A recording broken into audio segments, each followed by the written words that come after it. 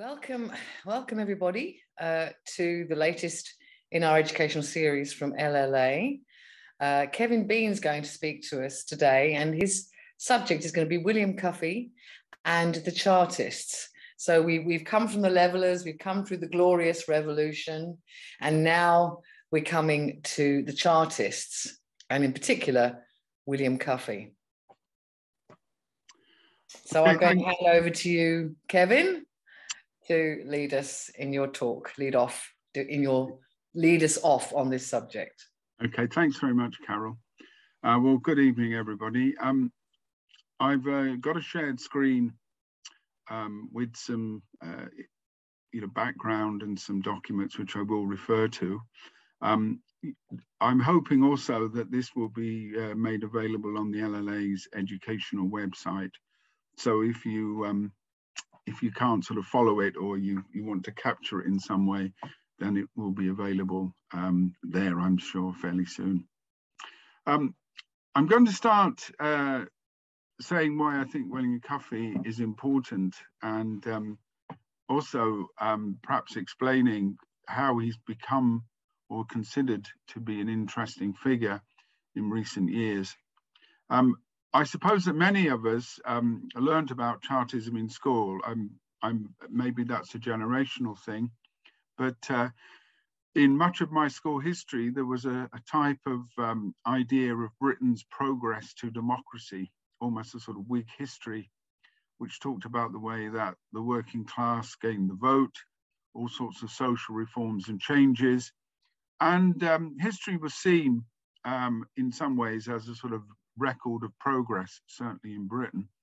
So groups like the Chartists and the trade unions and the campaigns for reductions in working hours and welfare conditions are all part of this story of progress. And the Chartists were one of those groups who were honoured in that establishment story. But of course, the real story of the Chartists, or indeed their real political significance, was often downplayed.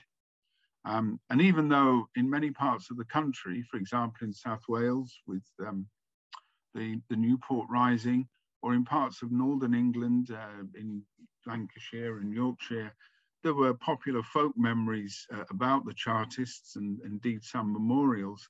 In many ways, they were sort of annexed into a story of progress. And I want to maybe counter that narrative, but also to look at one of the sort of not front rank figures, but still I think an important and leading Chartist. So I'll just remind comrades what the Chartist movement was essentially about, very sort of simple outline. And this, of course, was the demand for the right to vote. And the charter, which I just bring up here, I think it's right at the end, sorry. The charter had 6 points, which largely were around democratic demands. It's always a problem to manipulate these things. Here we are. And these demands were basic democratic demands: right to vote, secret ballot, no property qualification so that anybody could stand for parliament, payment of members so that workers could afford to leave their jobs and be full-time representatives, equal democratic constituencies so that, for example, working class areas were not discriminated against urban areas, and rural areas were not overrepresented in particular, and annual parliamentary elections. And as they were very fond of telling us in school, all of these had been achieved. In other words, that the story of progress had won out. But of course, this movement was not simply about the vote. And indeed, the fact that it was such an influential movement on the works of revolutionary thinkers like Marx and Engels tells us that it had much more than just simply a demand for the right to vote. It was a mass working class movement. It was the first mass organized working class party in the world. And indeed, in many ways, it prefigured more advanced political and organizational ideas that were to be important in the rest of the 19th and the 20th century. So, for example, large-scale meetings and demonstrations, organization of a political party with branches and with a democratic structure, the use of newspapers and leaflets, and indeed large-scale meetings, general strikes, protest movements, and of course the famous petitions. Marx, when he wrote about this movement, and remember that as he was developing his ideas in the 1840s that were going to reach their fruition in the sort of first phase of Marxism in the Communist Manifesto, could see the experience of the working class in Britain through the Chartist movement, and in many ways his ideas about the potential of the working class to become a revolutionary class were framed by what he witnessed. Both Marx and Engels were personally acquainted with many of the leading figures in Chartism, and indeed I think were influenced by them as they in turn influenced the Chartist leaders as well.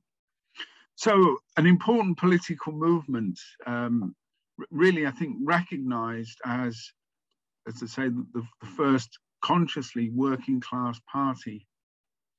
And I think it's that sort of consciousness of class, and in particular the contradiction and the antagonism between the working class and the bourgeoisie and the aristocracy, of course, that is really going to be the significant factor. Because, of course, the demand for political reform was a demand which in the 19th century straddled all sorts of classes. And indeed, in the 1830s, when this movement began to develop, there were still large numbers of middle class and indeed members of the bourgeoisie who didn't have the right to vote. The 1832 Reform Act had extended the franchise, but the numbers who could vote were still quite limited.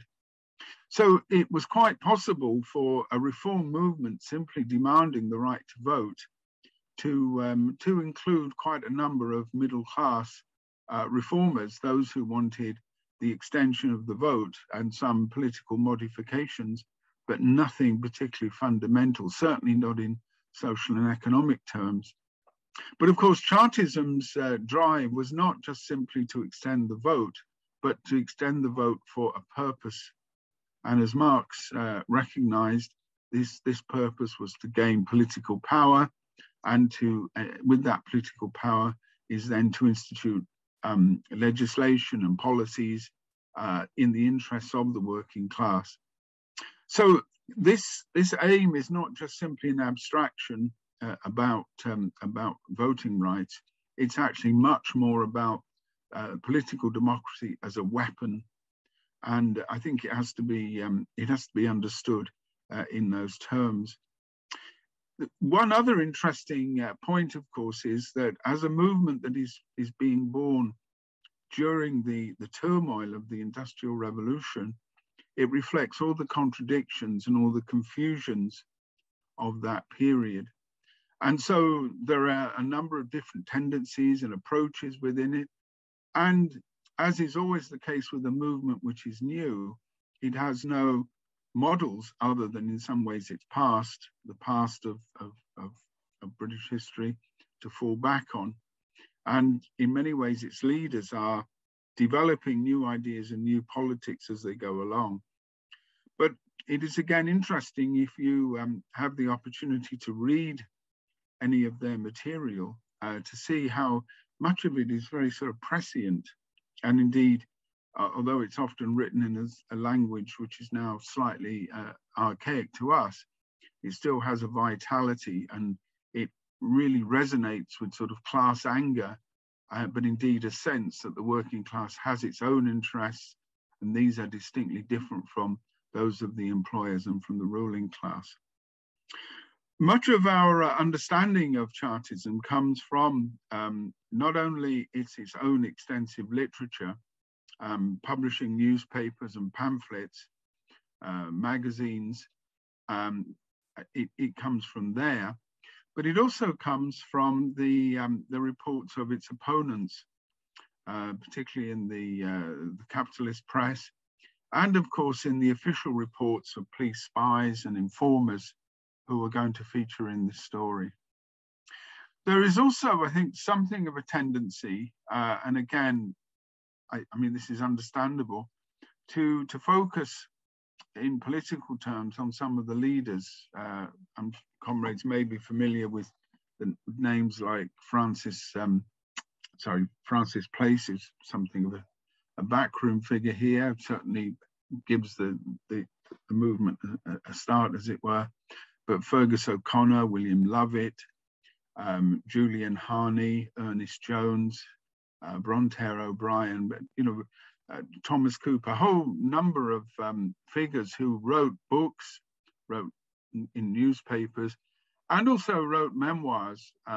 Again, we're in an era where we're starting to see the period of the political memoir, so that people writing in the 1860s and 70s, we get a tremendous amount of information about the movement. But having sort of talked rather generally, I'm going now to focus a little bit on the role of Cuffay, and in particular to try to link him into this story as we go. So let's just have a little look at him, if I can get the picture up. No. Oh, sorry, yeah.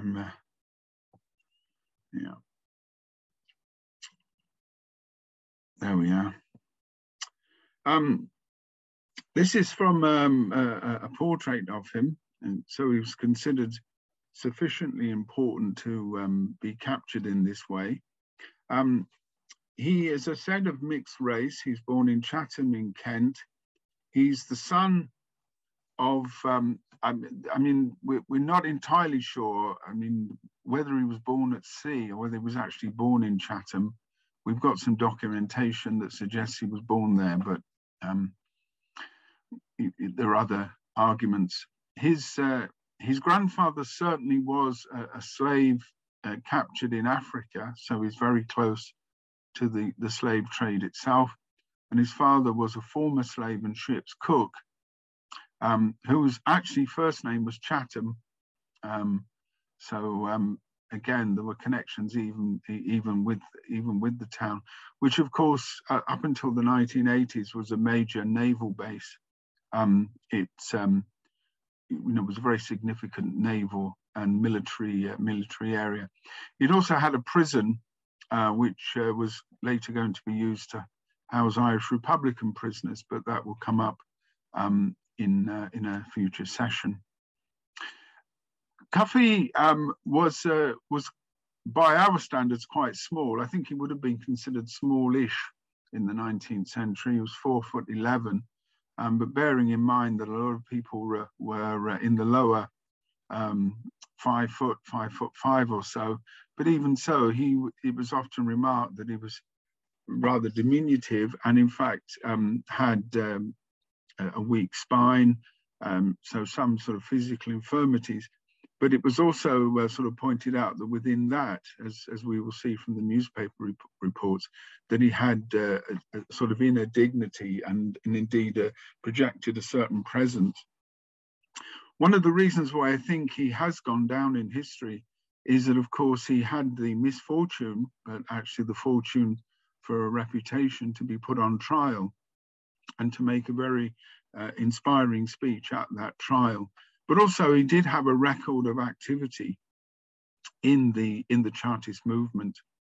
He moved to London, was apprenticed as a tailor, and then became involved in trade union activities, which cost him his job. He was a journeyman tailor. In other words, he was a skilled tailor. So therefore he was clearly a wage worker, but he was employed in a tailor shop. And that, I think, is quite an important point to note, that in the London economy of that period, that industry, as we would understand it, and as it was developing in other parts of England, was at was at a different level. So it was still in many ways a service economy, very much an artisan economy, and I think that this is going to influence some of the politics of London, which give it a rather different character than the much more clearly proletarian industrial working class of the bigger cities of the north. The politics in Manchester and in West Yorkshire and in Lancashire are those of factory workers who are out and out proletarians, the sort of proletarians that Engels describes in The Condition of the Working Class in England. In London, the people are working in small workshops, they're working in service employment of various sorts. And indeed, the aim of most journeymen was to become a master, was to become a small employer. But of course, that sort of indeterminate social status at this point is starting to break down. And so the sort of guild traditions were already frayed. And so in the sense of being proletarian, of in fact not being a potential owner of property, was now, I think, becoming quite an established part of the politics in the capital. He was active in promulgating and putting forward the People's Charter from 1839, and then became an active member of the movement, in particular in two areas. One was in the National Charter Association, and later in the so-called Chartist Land Plan. The National Charter Association was an organized party, and it had branches and had all the structures that we would expect from a political party. It wasn't actually the very first organization in the United Kingdom to adopt these methods. There were some precedents with Irish organizations for the repeal of the Union, or earlier for Catholic emancipation. But, and I'm sure that there was some influence coming across. Irish people were quite important for Chartism. But this is one movement which is very clearly proletarian, in which working class people are organizing for themselves. The other function that he had was as president of the London Chartists. So again, he's quite an important figure. He's obviously well respected, and again, much is noted in the various contemporary accounts of his ability to speak and to persuade, and indeed to have a clarity of diction and a generally a very well thought and very well argued. This, I think, again, is an interesting point about the culture of Chartism. And although we don't know much about Cuffay's form of education, or at least the level of it, we do know that he had a fairly wide command of English. When we look a little later on, we'll see his comments in the speech in the trial.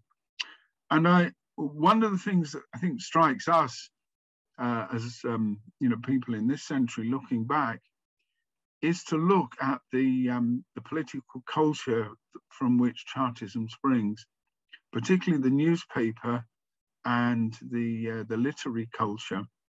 One of the leading Chartist newspapers, the Northern Star, which is founded by Fergus O'Connor, has a weekly circulation of 50,000. Now, again, that may not seem a lot, but bearing in mind that the daily circulation of the Times, which was again one of the major bourgeois papers, was around about 50,000. And the evidence, again, from contemporary accounts is that the readership of the Northern Star was probably 4 times, maybe a couple of 100,000. And there are numerous reports of people gathering to read the paper collectively, one person reading it out loud, and then there being discussions on the articles. Indeed, in a few places, coffee houses, taverns, all sorts of meeting places are established to enable working class people to come together to read and to discuss. So that communication of ideas and discussion of politics is not something that's carried on just by a very tiny handful. The meetings that we're talking about here that agitate around the Charter often run into several thousand. The meeting, for example, in which the Charter is drawn up in London has something in the region of 4,000 people attending it. It's a pub in the Strand. Its name escapes me for the moment, but I'll look it up in a second. And likewise, in the larger meetings in the industrial districts in the north of England and in the Midlands, crowds of 40, 50, 100,000, are said to have gathered. These estimates are obviously, they are estimates, and all sides may have wanted to exaggerate, but I think that it's very clear that we're talking about a mass movement, and one also that reflects this very clear developed political culture. Now,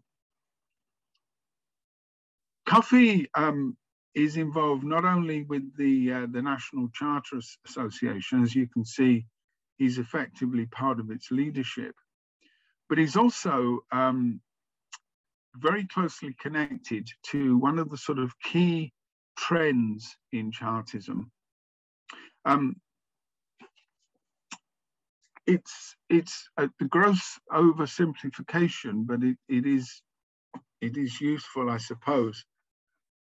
Contemporaries talked about physical force and moral force Chartism, and it was often the physical force Chartism was often associated with Fergus O'Connor, but with most of the militant leaders. And these were people who argued that if petitioning Parliament and peaceful protest did not achieve the aims of the movement, then a more militant position should be adopted. Quite where that would lead to was often unclear, and I will look at some documents in a moment to look at the contradictions in that.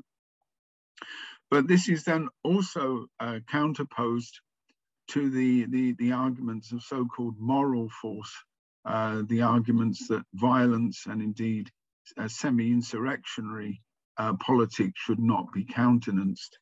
And so you get a sort of classic narrative of extremists, rabble-rousers. In the case of O'Connor, someone who is deemed to be mentally unstable, who goes around the country threatening violence. And then we've got William Lovett and indeed many of the London Chartists, who are all rather peaceful and reasonable people. And indeed, you can imagine the way that this would have been taught and explained in the years that followed.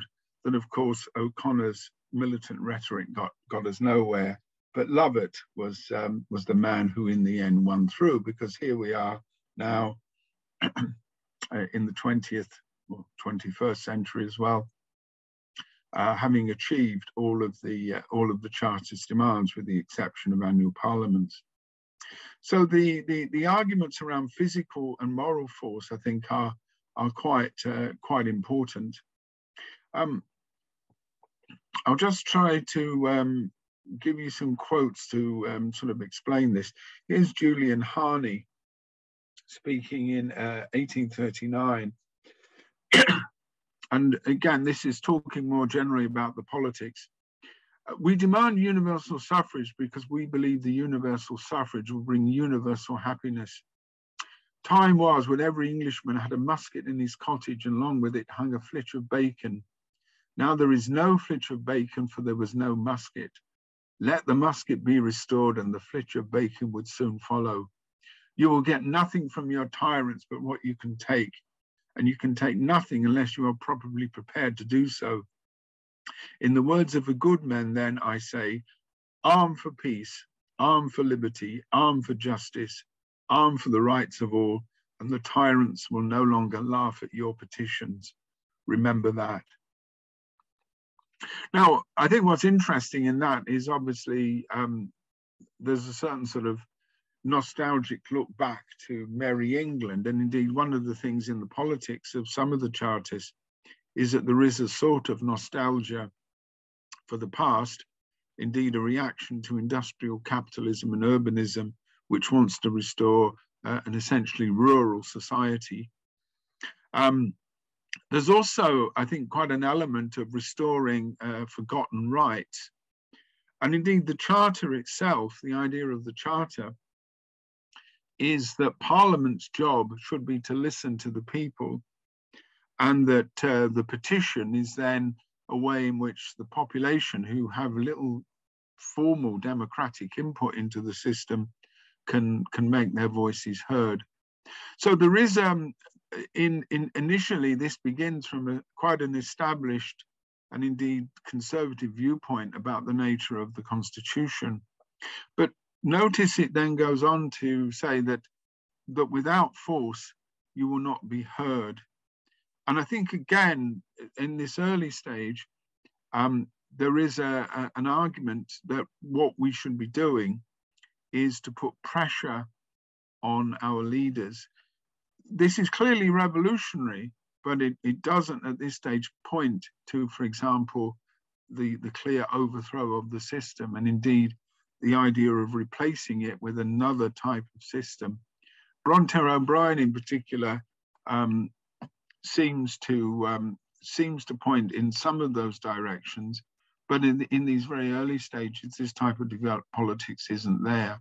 So you can see it's clearly very militant, but it's within, in many ways, a slightly conservative framework, or at least initially that's so.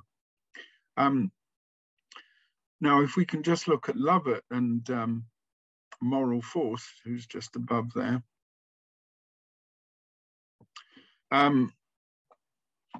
As regards the means of obtaining our charter, we're of those who are opposed to everything in the shape of a physical or violent revolution, believing that a victory would be a defeat to the just principles of democracy.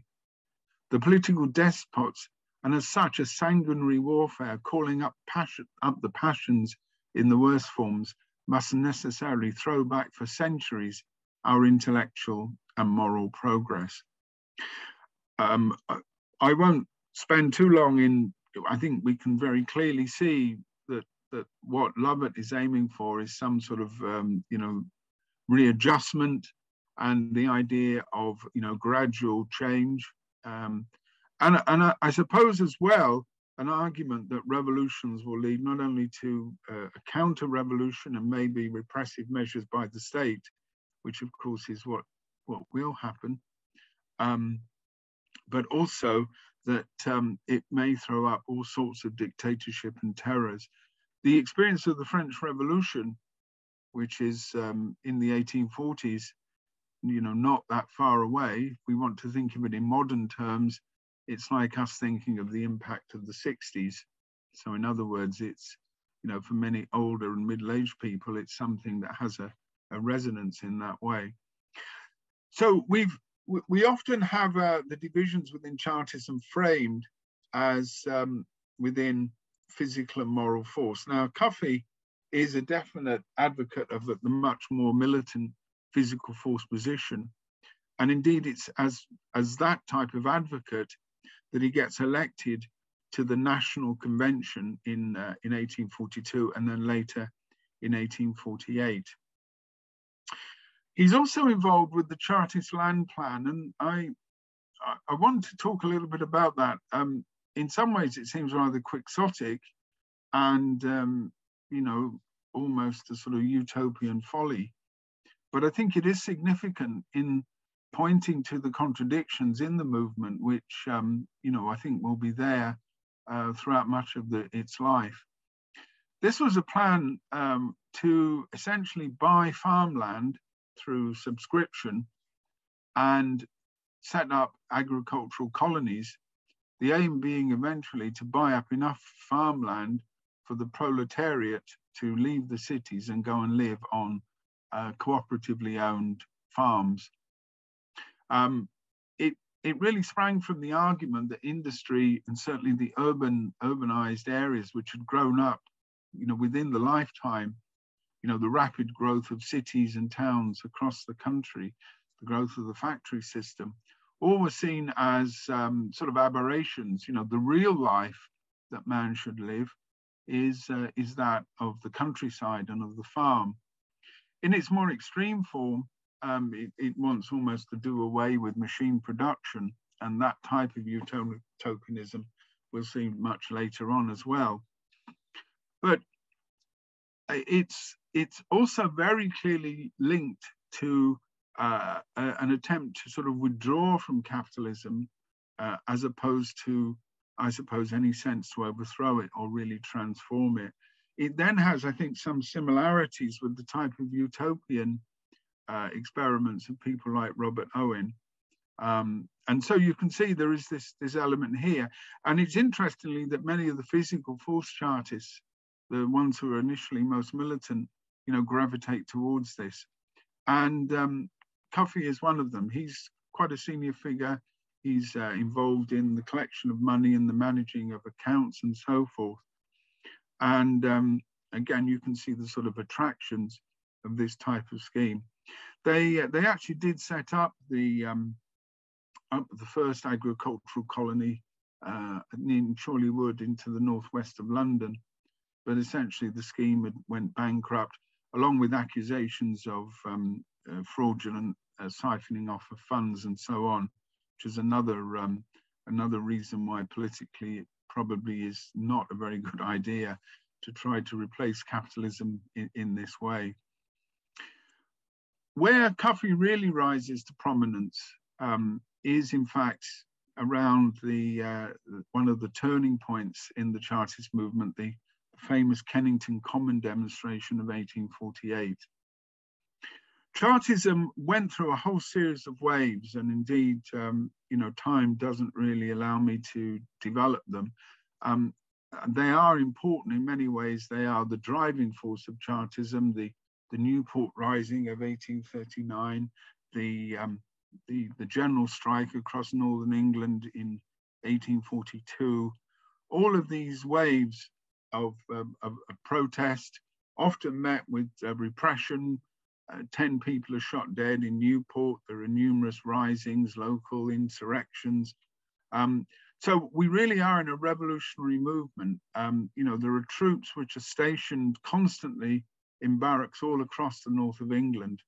And indeed, famously, although this is actually about another period, but you will recall that in 1812, in the Luddite period, that there were more troops stationed in the north of England than there were fighting in the Peninsular Wars.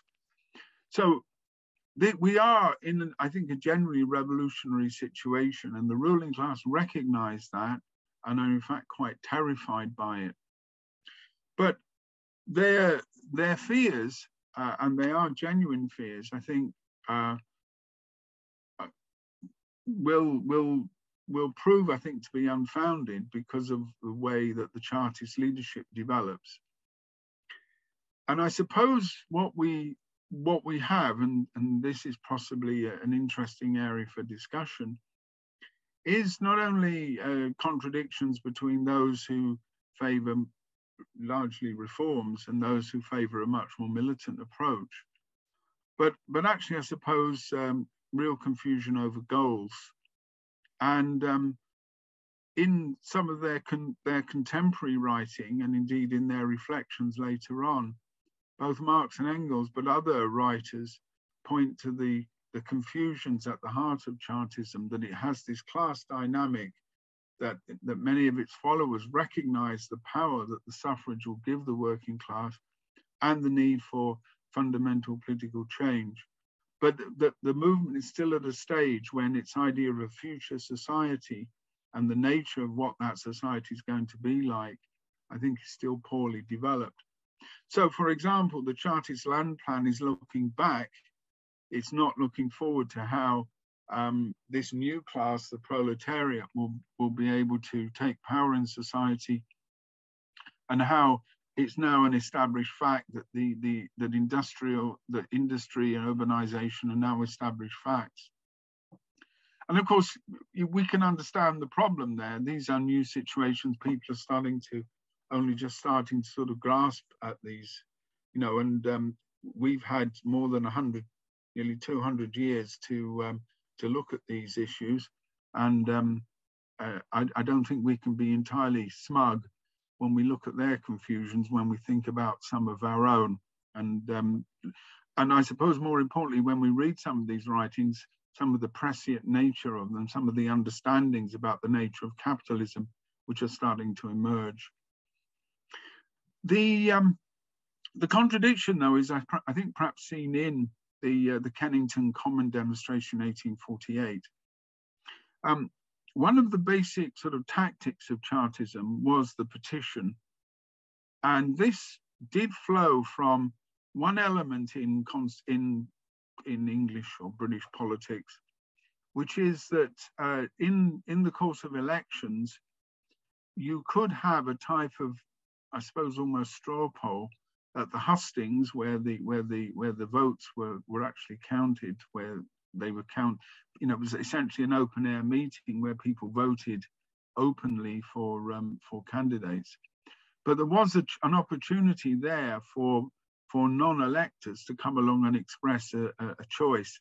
Right at the end of the documents here, there's an account of an election of that sort written by Marx. It's an account of an election in Halifax, and it involves Ernest Jones. And this would be a chance for people to go along at the hustings and express their views. And I think what's quite interesting in this is that the petition almost has this sort of element as well. So what the Chartists did on 3 occasions was to have a national campaign to collect signatures for a petition. I mean, how many of us have done that? I mean, it's nowadays done online. And the aim is then to apply pressure to parliamentarians to act. Now, the Kennington Common demonstrations was designed to supplement that charter. Now, it had a very ambiguous character. The character was to accompany the petition to Parliament, but it was very clear that this might have insurrectionary implications.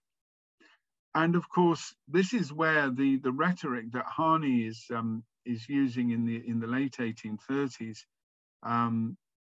comes unstuck in a sense, because you're preaching militancy and you're mobilizing, but the question then is, where are you going to take those people? What are you going to do?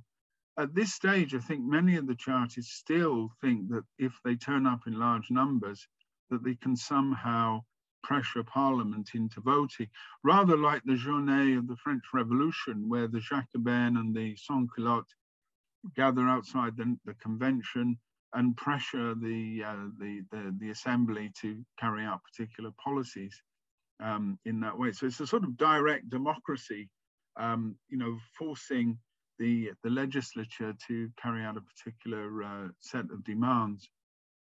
But there's also another element in this, and this is particularly encapsulated in the ideas of the National Convention.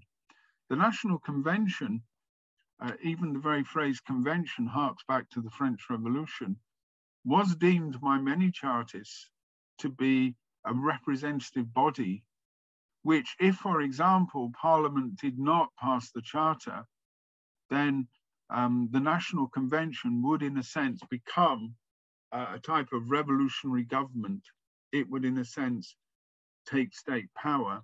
And that this taking of state power would be, one, because Parliament was no longer legitimate, but also because the pressure of the demonstrations and the combination of an armed militant population and a general strike, the so-called sacred month or the sacred holiday, would reveal the power of the working class. So you can see that that's clearly has sort of revolutionary potential, and you can see where that might lead. But in the case of many of the Chartist leaders, and O'Connor is one of them, the most prominent in this is often really reduced to sort of phrase mongering. And indeed, what happened at Kennington Common is, I suppose, an example of that. Here we can see a sketch of the demonstration at Kennington Common in April 1848. There is actually a photograph available of this. It's one of the first photographs of a political meeting. The other reason why this is an important moment is, of course, that a month earlier, revolutions have started to break out all over Europe. Revolutions in Paris, in Vienna, in parts of Germany, and that sort of sense that the old order was under attack. So the government responded by essentially mobilizing, and the city was really put under siege, as it were, and troops were called up, civil servants were armed, cannon were brought forth, and the entrance to Parliament and on the other side of the river were, prepared for insurrection. But of course, the insurrection didn't occur, and it didn't occur because the leadership drew back, particularly O'Connor and some of the other leaders. And it was here, I think, that Cuffay really came into his own. Cuffay had been one of the organizers of the demonstration, and he was quite prepared to march on. He denounced O'Connor, he denounced those at the convention who were for holding back, and he argued that essentially that many of them were willing to use militant language, but had now, in a sense, retreated. He made a fairly fiery speech to the gathering. He protested about the dispersal of the meeting, and he said that there would be time enough to show our fear of the military when we actually met them face to face. He described the convention as, quote, a set of cowardly humbugs, and they would have nothing more to do with them. And then he left the meeting and got amongst the crowd, where he said that O'Connor must have known about the military preparations, and that he ought to have told them and prepared them, and that they'd been completely caught in a trap.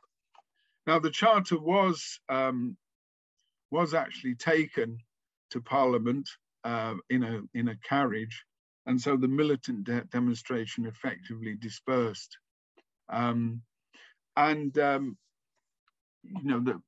In that way, Chartism was then on its sort of downward trajectory. But this actually isn't the end of the story of Cuffay. In fact, Cuffay now becomes more of an important figure in the aftermath. He's arrested and put on trial following. You can see the speech there. He's arrested and put on trial with allegations that he'd been preparing an insurrection, and he's arrested with a number of other Chartist leaders in the Orange Tree Tavern I know it, it'll come to me in a moment, but it's in the sort of, I think, the Holborn area, and he's arrested on the evidence of a police spy, one Powell, who says that he taught the Chartists how to make essentially hand grenades, or I think in modern terms they'd be nail bombs, explosive with nails in them. And then another spy comes forward to say that he'd been supplying them with arms and that they were preparing an insurrection. Now, it's very clear, I think, that Cuffay, along with a number of the other leaders, were of a fairly militant disposition, and they were part of a group that wanted to develop Chartism as a revolutionary grouping. But whether they were actually preparing an insurrection I think is, has to be left to doubt. But their politics were clearly in that direction. But this was the speech that really, I think, caught the imagination. It also caught the prejudice of the bourgeois media. The Times described him as half a nigger, and said that the men they'd caught, there was barely an Englishman amongst them. Most of them were Irish and so forth. And indeed, his prominence, there was a focus on him as a prominent leader, and actually describing the Chartists as simply, a small group led by a black man. And that sort of focus on his race, I think, is interesting, partly because he does have this authority amongst the Chartists, but also that this is then attempted to be used against him. So he makes a fairly dramatic speech, one that resonates, in which he accuses the government of framing them, and that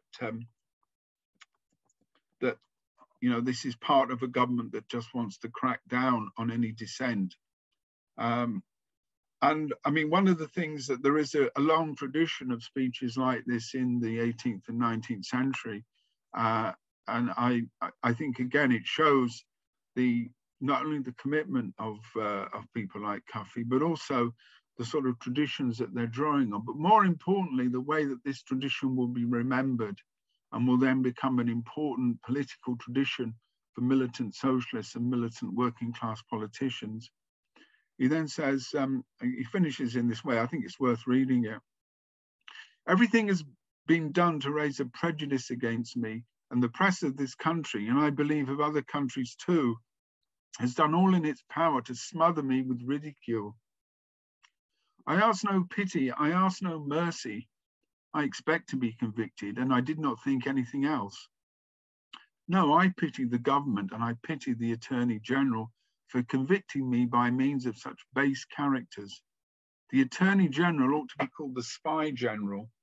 I'm not anxious for martyrdom, but after what I've endured this week, I feel I can bear any punishment proudly, even to the scaffold. Now, Cuffay was found guilty. He didn't face the scaffold, but he was sentenced for transportation to Tasmania for treason felony, levying war on Her Majesty. When I went to do some of the research for the talk in the Medway Record Office, the local paper, the Rochester Observer of that period, carried a full report of the trial, and went to great lengths to try to blacken Cuffay's name. And that was an example of the press campaign, even in the provincial press. So he was sentenced to transportation to Tasmania, and he was pardoned, I think, in the 1850s, I think 1856, and he could have returned home, but actually decided to remain in Tasmania, where he again continued his agitational work on trade unions, and indeed still continued to function both as a worker and as an activist up until the year before he died in 1870. He died in a workhouse in fairly poor circumstances. So I've had to sort of scoot through quite a lot there. My apologies for that. But I think that that people like Cuffay, and we can find numerous examples of local Chartists, people who are not exactly at the front rank, who in a sense make this movement what it is, and who played and will continue. People like that are an inspiration to us. I'm afraid I am decidedly old-fashioned in finding these people heroic. I do think there are heroes in history, and I do think that we can learn a lot from history. It's just that my heroes are not really the same as those who have statues put up to them. And although in Chatham there's a small plaque, I'm afraid that in that town, as indeed in many other towns, there are far too many statues to people who should not have any sort of commemoration other than in some black book of shame. But that's another issue for another day. So my apologies, comrades, for going on slightly longer than I intended. Thanks.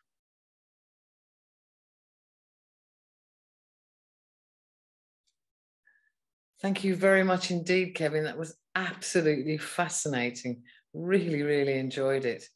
If anybody has any questions or contributions to make, please will you raise your hand so that I can bring you in as a panelist and you can ask your question. Kevin, if you could stop sharing so that we can we can see people. Thanks very much indeed. So if anybody would like to ask a question, I can see a couple of hands going up now. Excellent. So let's have a look now at who's, yes. Marie Lynham is the first hand up, and then Tony, and then Ken. So Marie, I'm just going to promote you to panelist so that you can ask your question of Kevin. So here comes Marie, and then there'll be Tony, and then Ken. Hello, can I speak then? You certainly can. Fire away, Marie. Thank you, Kevin. This is splendid. This was a very important talk. I have questions, but I'm too ignorant to know exactly how to put them. So I'm going to just say how I find 2 points particularly interesting. That the wish to actually have democracy for a purpose, which you mentioned towards the beginning of your speech. This is so important because when people know what they want, at least they have a vision of something that they want, then they don't want just the right to speak. They want the right to speak in order to bring it about and to link up with others and to start organizing. I think, as you said, Kevin, we are standing, the way I would put it, we are standing on the shoulders of those giants, because in those days, organizing like they did, which was coming so close to insurrection, and asking themselves, what do we do? Do we do it or don't we? And they still lacked the organization which would have discussed this internally and would have prepared people nationally or on a large scale accordingly. Though we were not there yet, but it is thanks to what they've done and Cuffay and so on, it's thanks to what they've done that we became capable of doing that later on in history. And then there was the other thing, is how relevant I think all this is, because look how they blackened the name of Cuffay, and suddenly, sort of, surprise, surprise, the old colonial a red herring, which reappears every time you want to divide people. When you want to diminish people, then you compare them to, you know, I'm sure the word nigger was meant as associating this person with a lower sort of humanity, if not just some sort of animal, which is the arrogance and the imbecility of imperialism. And now we are reliving all this in every revolution. And all praise, thank you, Kevin, for having raised these things. And I'm going to think again about it all. Thank you. Thank you very much, Marie. Shall we, Kevin, are you going to take each person in turn, or shall I go to Tony now? How would you like to do it? No, well, I'll just do a quick response to Marie, largely because I'm getting to the stage now where I forget what people say. So, yeah, what I said about democracy for a purpose, and I think that's a good way of putting it, is that the original purpose was the redress of abuses through the petition, and this was quite an established sort of element in English constitutional practice. So in other words, it wasn't conservative, but on the other hand, it wasn't particularly revolutionary. the idea of taking your grievances to those in power, goes back into the Middle Ages. Indeed, the Peasants' Revolt has elements of that. So it's a sort of has a precedent, and in the 18th century there are numerous petitioning movements to do this. But what I think is interesting here is that the petition is also linked to political mobilization. So rather, Marie, rather like the banqueting movements in France, you can tell the French have got a certain attitude towards life, that even the politics has a degree of food and wine and so forth attached to it. But the banqueting movements in France have the same sort of function of mobilizing people. And of course, that then poses the question, well, when the government doesn't grant our demands, what are we going to do? And if we do succeed in applying pressure, then where do we go?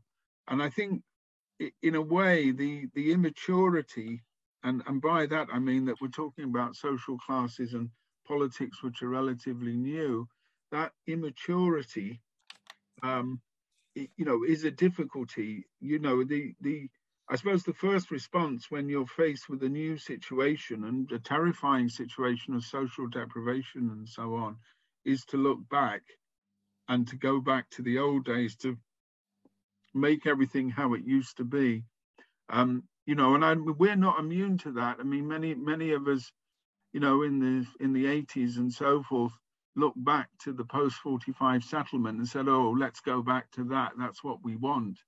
And I think there was always a tendency in politics to do that. I think also your point about racism is important. I noticed that Ken has put up an extract from Peter Fryer's book on racism, and I think Fryer was quite important in bringing attention to Cuffay, as he does a number of other people of mixed race, black people and so on, and other minorities in the contribution to the British Labour movement. And I think also the idea that it was somehow wrong and indeed unthinkable that someone like Cuffay could even have any sort of political rights and indeed any sort of political responsibilities. And the fact that he has, genuine support, I think shows that a real working class movement will see that our common interests as workers and our, the universalizing project of socialism will transcend that. And I think, there obviously will have been racism, and that's what they attempted to mobilize against him, just as they did against people like O'Connor and the Irish, who were quite an important part of the movement in Lancashire and West Yorkshire. But the fact that they failed to do that, and the fact that these common interests won through on this occasion, I think is an important lesson. So. Thank you very much. Thank you very much, Kevin. We're going now to Tony. Would you like to ask your question, please? Yes. I think the thing that stands out when you look at the Charter, the thing that stood out for me was, of course, it demanded the right to vote for every man, not for every person. So did women play any role in the Chartists? Did the question of universal suffrage raise its head, that is for both men and women, or was it simply a male movement? I also posted in the chat the quotation from Marx and Engels in the Communist Manifesto about feudal socialism, half echo of the past, half menace of the future, because all these movements, in a sense, looked back as well as forward. And that was, if you like, a drag. And the same is true, of course, in an attenuated form in Germany itself, where there was the looking back to the mythical gold past, the Teutonic Knights and so on. And it seems to me there was a lot of contradictions within the Chartist movement. It was, if you like, the precursor of the working class movement in this country as much as anything else, although it was clearly a mass working class movement and a mass democratic movement. But it was, as you say, cross-class as well to some extent. So I was just interested in your observations. Thanks very much, Tony. Kevin, do you want to come in?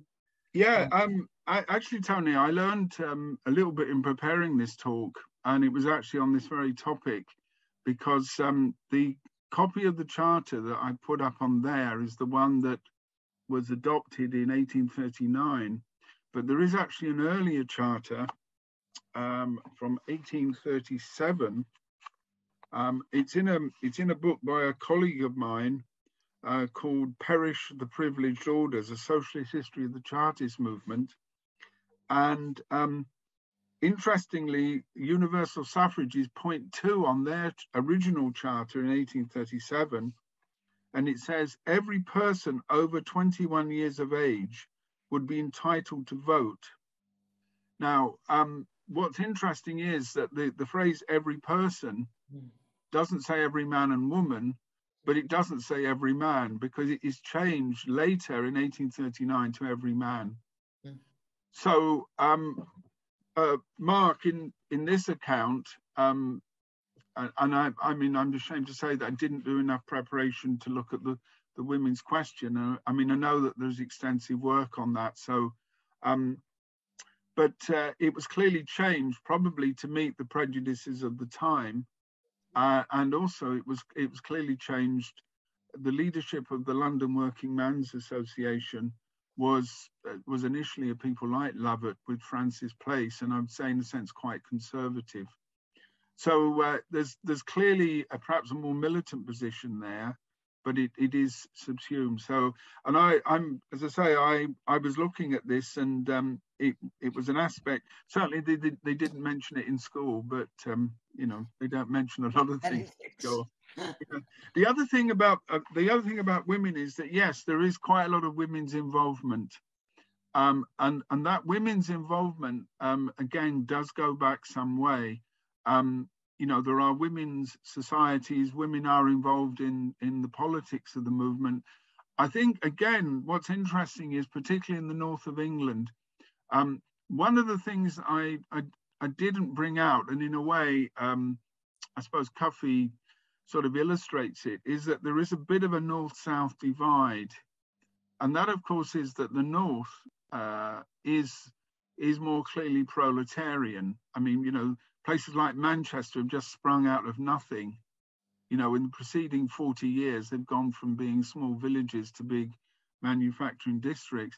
And also, these are areas where large numbers of women are working. You know, and again, in other parts of the country, you know, it's a myth to say that women never worked, because of course they did work either domestically, I mean, literally for wages as domestic workers, or they were doing domestic work in the home. But these are workers in the mills who are, you know, women proletarians. And that again is a striking new development along with child labor in that way. So women are involved, and there is, as I say, an extensive literature on women Chartists. They obviously don't rise, you know, given the prejudices and so on of the time.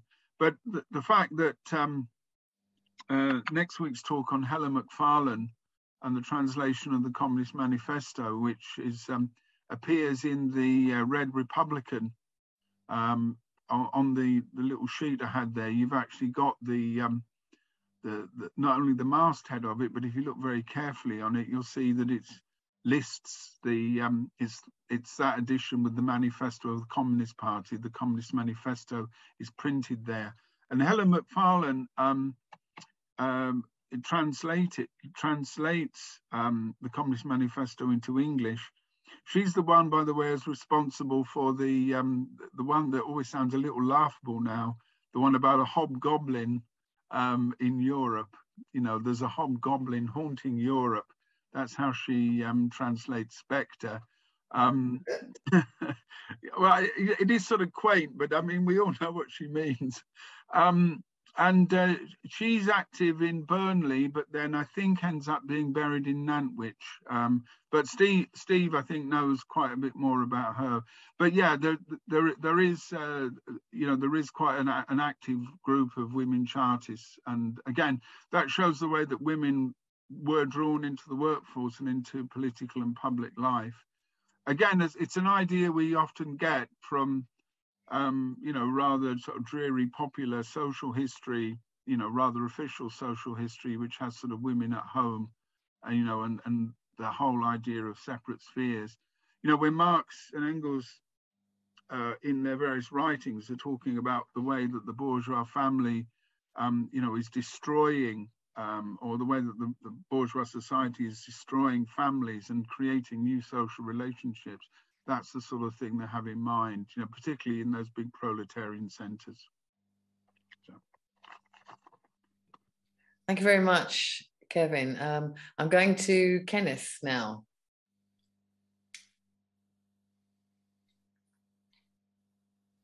We can't, sorry, Ken, we can't hear you. Can you unmute? Can you hear me now? Yes, we can. Thank you.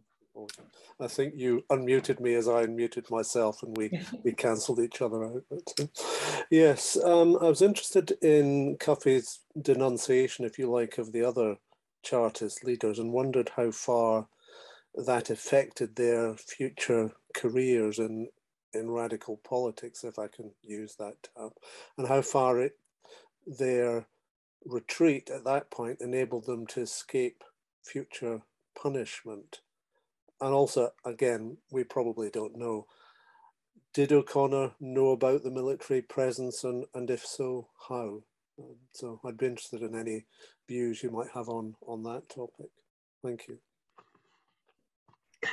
Yeah, I mean, O'Connor's a very interesting person, and one of the reasons why I wanted to try to avoid the the very simple characterization is that he was sort of loved. I mean, he was a hero figure. He was quite a showman in his way. I mean, there are numerous stories about his sort of antics and so on. And one of the accounts written by Theodore Rothstein, who wrote this for the First World War, was he sort of describes him riding around in a carriage with a sort of sash and sort of leading the crowds and, making a great sort of show and rhetorical, he says he's a great orator and so on.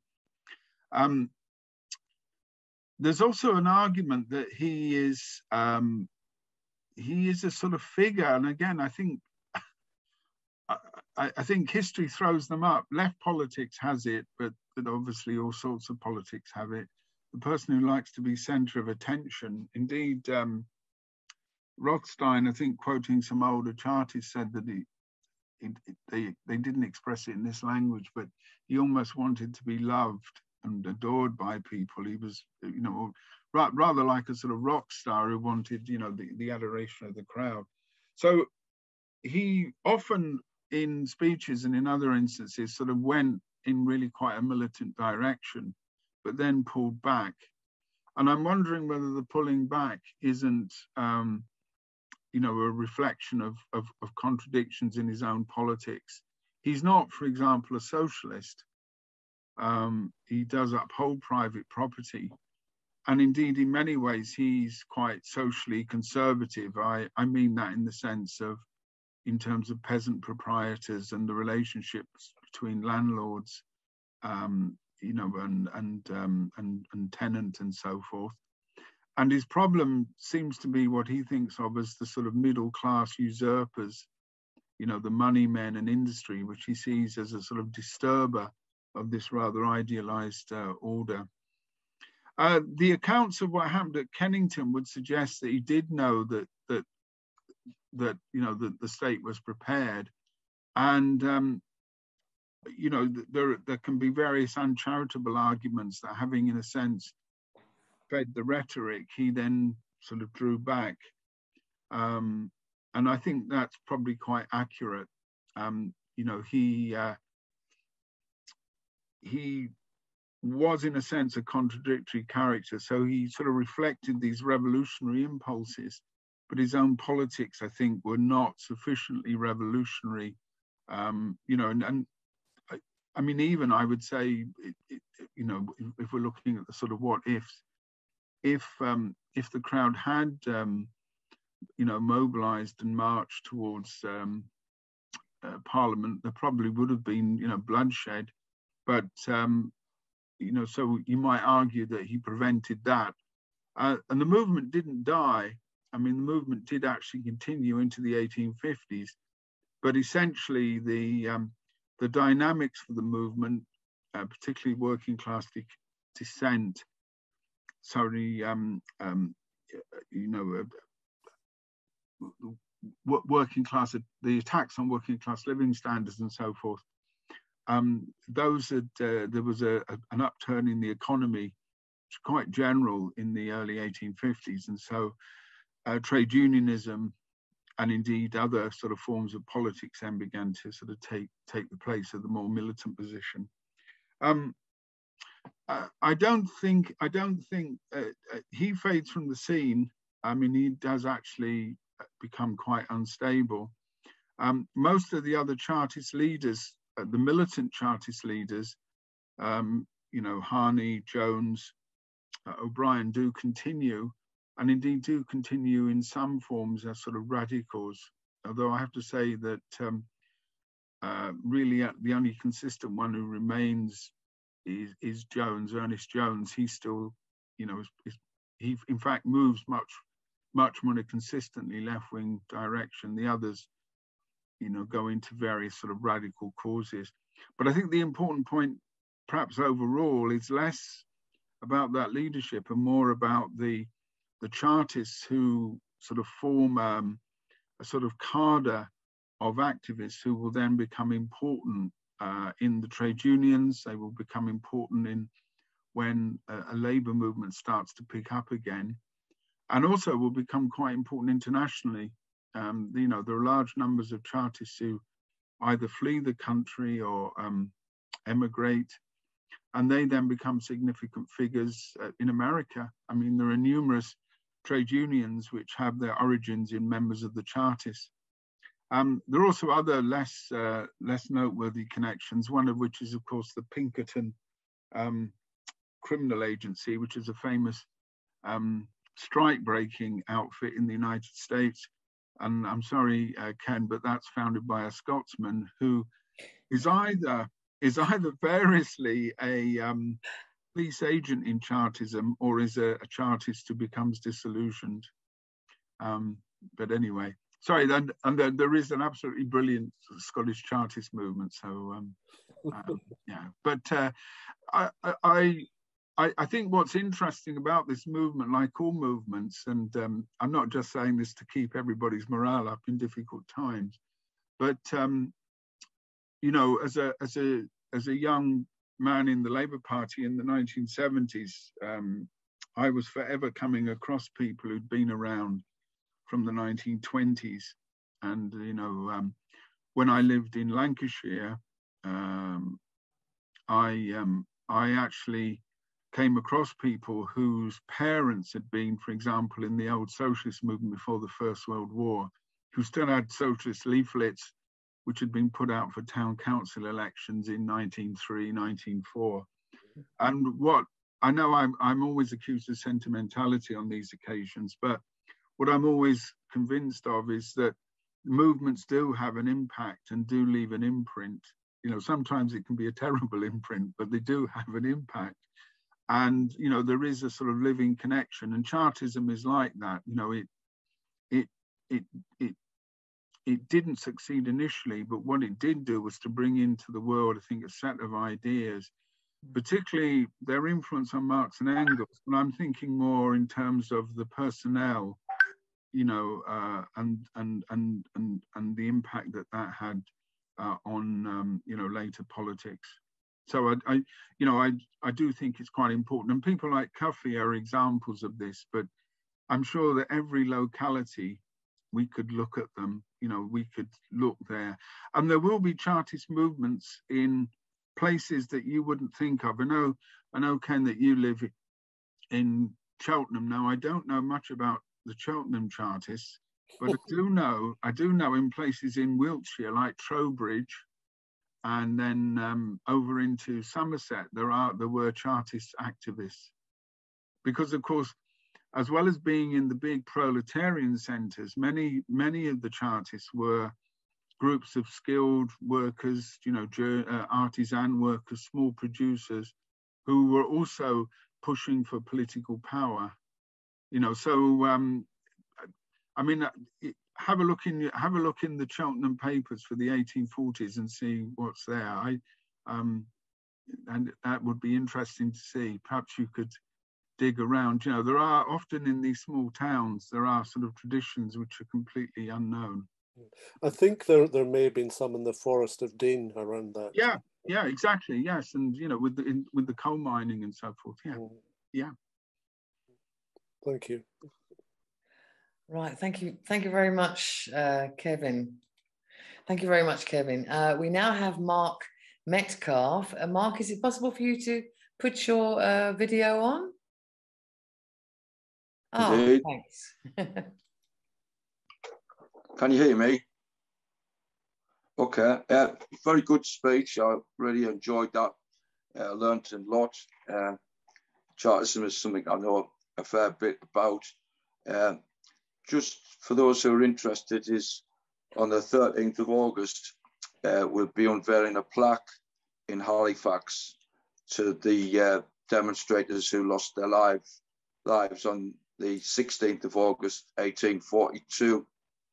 It was the largest political event that took place in the town of Halifax, and it involved the mobilisation of many thousands of workers across Yorkshire and Lancashire who came to Halifax and helped local people remove the plugs in the local factories and stop production. What it did also do, however, is to cause outrage amongst the ruling class, the people who owned the factories, many of whom's descendants are still very much embedded in the local wealthy around Halifax and in West Yorkshire. The military had already been mobilised, and so what happened was when the people were taken, those who'd been arrested the previous day were en route to the train station in Elland. There was an attempt to rescue them, and that was a successful attempt, and that really agitated the soldiers and the military. So when people went back into the town, the military was ordered to open fire on demonstrators, and a minimum of 5 people were killed. That's fantastically charted in Catherine Howe's book, Halifax 1842, A Year of Crisis, which I would certainly recommend. And it's been her work which has ultimately led to this plaque going up, which will be accompanied by a whole series of political events over 3 to 4 days, including a march and various other things which will take place. It's going particularly well, particularly as it's the 180th anniversary, and I think it'll lead to some other things. I was like contention in what Kevin said about 1842 being a sort of northern thing. The truth of the matter is, I would argue it's the first national strike, first general strike, and that's brilliantly covered in Mick Jenkins's book called basically 1842, and it shows that the strike moved all the way from Cornwall up to Dundee, and so it involved well over 1 million workers, and arguably per head of population. In terms of the industrial working class and the proletariat, it's the largest mass mobilisation of workers in this country ever. So that would be a contention. Those of you who want to download Mick's book, you can go to my own site, just type in Writer Mark Metcalf, and it's on there. It can be downloaded for free. There's plenty of other stuff in there. 5,000 people have downloaded, so it shows there are people who are interested in this particular period. What I would say about women as well is in doing the research and then putting together a little short film, which I did, just pretty basic stuff, it showed that women were particularly at the forefront of the struggle in 1842. It's referenced in all of the local newspapers at that particular period. I've been interested in trying to do stuff around 1842 because at least a couple of the people, they don't want us to mention that actually Irish people and women were at the forefront. They're arguing just for unity of the working class. So it exists even now amongst those people, amongst people who are involved in politics. They want to subsume but at the same time, not actually ask why the Irish were at the forefront of the industrial struggle and why they brought their struggles to the English working class and educated them. Let's be honest about that. Before I go, just a few things about women also. If you ever go to Holcombe, which is outside of Manchester, there is there a plaque that was put up in 1824, and I think it's the only plaque which relates from that period of time about women's organisations, and it talks about the local society there. I think that's the last remaining public thing which exists, which came after Peterloo, and across parts of Lancashire, women were not happy, obviously with some men, that the fact was that there was only the demand for the male vote. So societies were set up in the Bolton, the Holcombe areas, and the Bury areas, and that's above a door in one of the streets in just outside Ramsbottom. That exists. But yeah, finally, of those that were killed in Blackburn, 3 were killed in Blackburn, and 2 of them were women. They come out of the factories to participate, and when the troops ordered the crowd to be fired upon, they were shot, and it passed through the crowd, nearest to them, and hit them and actually killed them. So, you know, women suffered just as much. I think there's one other final point I would like to say. I agree generally with the analysis of obviously Fergus O'Connor. However, I wouldn't like anybody to think that he was like cowardly in that respect, because he did serve quite a considerable amount of time in prison. So he was prepared at the same time to be courageous and to be brave. So I wouldn't like to think it was just because he was shying away from that particular struggle. I just think it was his politics, which was undeveloped. But yeah, I think he's a great hero of mine, to be fair. So anyway, cheers. That's not many questions, so my apologies, basically. Thank you. Cheers. Thank you very much, Mark. Quite a very valuable contribution, particularly on the women's issues. Thank you very much. Kevin, do you want to come back on any of the points that Mark made? Yeah, I remember Mark from previous sessions, and I knew that he lived in Halifax, so I am aware of events there. I actually worked in Halifax between 1992 and 2003, Mark. So I do know about some of those things, particularly the plug plot, so-called, the general strike of 1842 in that area. The extract that I've got, which I put up on the shared screen, which will go up on the LLA's website, has an account of Ernest Jones standing in the by-election in Halifax. I'm sure you're very familiar with it. Marx quotes his speech in extenso. It's there, so you can. I'm sure you'll be very familiar with that. When I said about the strike being predominantly in the north, I think what I meant was that of course was where the industrial working class was at its strongest. I mean, there were solidarity actions and so forth in London and in other places. So I didn't want to give the impression that it was confined to the north, but obviously the north was the driving force of it.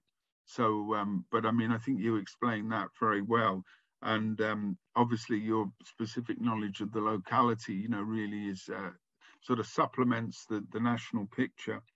I mean, there's a similar situation in Preston as well. There's actually a memorial in Preston, which actually shows I mean, I quite like it, but I think I'm the only person who does, because it shows a line of soldiers, rather sort of squat, mechanical-looking robot-like soldiers with rifles pointing towards you, and there was demonstrators were shot dead in Preston as well, you know, the quite widespread movements across Northern England. And I thought you brought out the stuff about women again quite well in response to Ken's question. One thing I do remember in the accounts of the demonstrations coming down the valley, coming down the Calder Valley, was the fact that they marched in military formation. I think they started out at Todmorden, then came down the valley through down towards Sorby Bridge and Elland and so forth. Was that they carried two banners. One was the Charter, and the other one was repeal, you know, the repeal of the Union. And that reflected both, I think, clever tactics, in the sense that large numbers of Irish people favoured the repeal of the Union of Britain and Ireland, and it would be a way of drawing them into the movement. But it also reflected that large numbers of the militants in the Chartist movement were Irish. And the fact that they were armed and organised, and indeed marched along with pikes, very reminiscent of 1798 and the later Fenian movement in the 1850s and 60s, I suppose sort of shows that element. And it also shows the way that this sort of great national movement can draw in, you know, all sections of the working class, and that, you know, that their different interests can be universalized around political demands. I agree on O'Connor. I think what I was trying to do was to explain that his politics, and in many ways his lack of perspective of simply seeing the threat of force as a way of intimidating and obtaining demands. And I think you're quite right that it's very easy to be critical. I've not served, well, I've not stayed overnight in a prison. I have been detained, but I'm usually let out by tea time. You know, but in that sense, I quite understand your point about he did serve prison. He was traduced, and indeed he's still traduced. I can still remember my history teacher describing him as a loudmouthed Irishman. You know, and he considered himself a bit of a lefty. So you know, that's more than 50 years ago now, but you don't forget these things, do you? So I think what we have to do when we look at these people is to look at them, you know, in terms of the way that their politics are developing. But one thing I always do find is that every time I read the primary material, how much of that, you know, seems fresh, and how much of it seems so advanced, you know, and in seeing the class nature of society, and above all, looking at the nature of power, you know, and often it's in absolutely brilliant language. I think when we hear what is considered political, I won't say rhetoric today, but political language today, and the real life and power of that language, because it does spring from, you know, people who want, you know, a new society, want something to be achieved, you know, but are still sort of trying to struggle to see what that is. You know, they're still trying to work that out. And, you know, it's sort of fresh. It's got all sorts of rough edges. It's got contradictions. But it's clearly, you know, a very important movement. And, you know, people like Cuffay, who's, you know, limited education, his limited background and so on, still don't prevent him from, you know, making that contribution. At the time, even liberal critics like John Stuart Mill, you know, decried the idea of giving the vote to everybody because, you know, the ignorant masses, it was claimed, wouldn't be able to use it. You know, that you know, how could you expect people like this to run society? Well, when you read what these ignorant people are saying, and, you know, the way they frame it, you can see that there's a very rich culture, you know, and there's I think a real tendency even today to think of, you know, the mass of the population are sort of ignorant and stupid, and, you know, well, they're never really going to be able to do anything. Well, this shows the potential for politics, you know, in the cauldron of the Industrial Revolution, you know, so it's quite an inspiring movement. And, you know, the sort of thing you're doing there in Halifax, Mark, you know, I'm really quite, well, I hope I can get over to that. I think it's, I don't know if it's on Skirkett Green, but I'll look up on the website and find out more. Thanks. Thanks very much. Thanks very much, Kevin. We had Chris Preston promoted to panelist to ask a question, but I noticed that he has disappeared from the panelists window. If I may, I would like to ask or pick up on some things that you said, Kevin, about these police spies who Cuffay mentions, and what base people they are, and how he feels it's very, very serious that he's been charged on the basis of what these people have said. And that really brings to mind the spy cops scandal, where the state had infiltrated into the militant tendency, and these cops had actually had affairs and even married women and had children with them, all because they were undercover cops. And it just struck me how similar that situation must have been, and how there's nothing new under the sun. Yeah, I mean, there's a long tradition of this in Britain. I mean, I've heard comrades talk about I think it is actually an official title, the Secret Fund, and it's a state fund for all sorts of intelligence work, and it goes back at least to the end of the 17th century. I think Daniel Defoe, for example, is a government spy. I'm not saying that he's a spy cop who has affairs with people, but he is part of a long tradition of government spies. It really does reach a crescendo in the 1790s, when you have all sorts of agents provocateurs operating in the revolutionary and democratic movements, and endless numbers of people are imprisoned or executed on the basis of testimony given by government spies. Peel's Tory government, the younger Pitt's Tory government in the 1790s is a good example of this. And then, of course, in the years after the Napoleonic War around Peterloo, you get a whole series of legislation. The Gag Acts are good examples. And of course, all sorts of attempts to clamp down on dissent, so that newspapers, which are very important, are taxed with the deliberate aim of making them too expensive for the working class to read. Mm. And so the battle for a free press, an untaxed and unlicensed press, is absolutely vital. So yeah, this sort of thing is quite well known. And of course, the idea of the police spy is an attack upon the liberties of the subject, and is often regarded as, in a sense, foreign or continental. Indeed, one of the reasons why the term police was never originally used about the constabulary, which is a more English term, is that police is French, and it has the implication of a centralized sort of repressive state.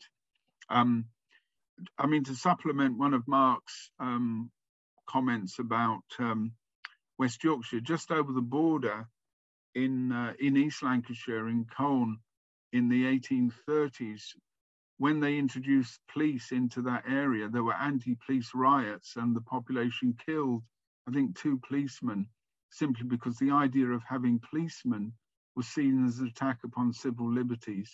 You know, you didn't need a police force to regulate social life.